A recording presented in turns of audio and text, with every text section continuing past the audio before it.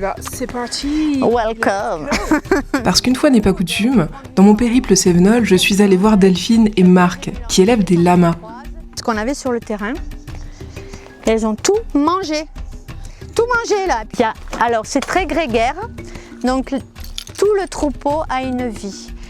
Chacun a sa fonction, chacun a son caractère, comme nous. Voilà, ça c'est Betty, c'est notre chef de troupeau. C'est la guerrière. À eux seuls, ils ont plus d'une vingtaine de lamas dans les Cévennes. C'est on va dire une dame un peu mûre.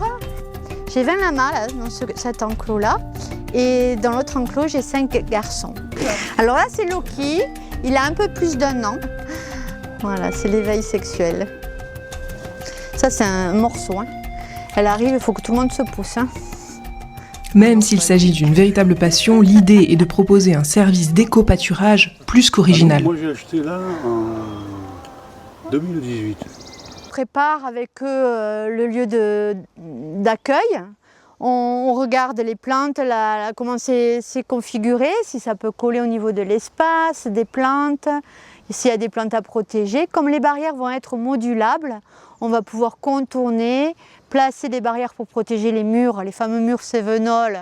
Les personnes, elles sont comme des gamins, comme des enfants, elles attendent pour recevoir chez elles des animaux un peu particuliers. Donc ça mange tout ces petites bestioles. C'est quoi l'avantage de plutôt prendre un lama qu'une débroussailleuse? Alors, on ne dépense pas d'argent en ce moment, c'est super cher. On ne pollue pas, on ne fait pas de bruit.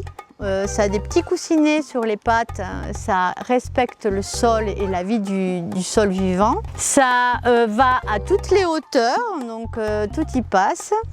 Ils ont la lèvre supérieure fendue, donc ils vont prendre une ronce, ils vont tirer le long de la branchette, et les feuilles vont rentrer dans la bouche et il ne restera que la branche. Donc en parlant de manger, moi je retourne à mes adresses. Mais si vous souhaitez en savoir plus, n'hésitez pas à m'envoyer un petit message. Hello.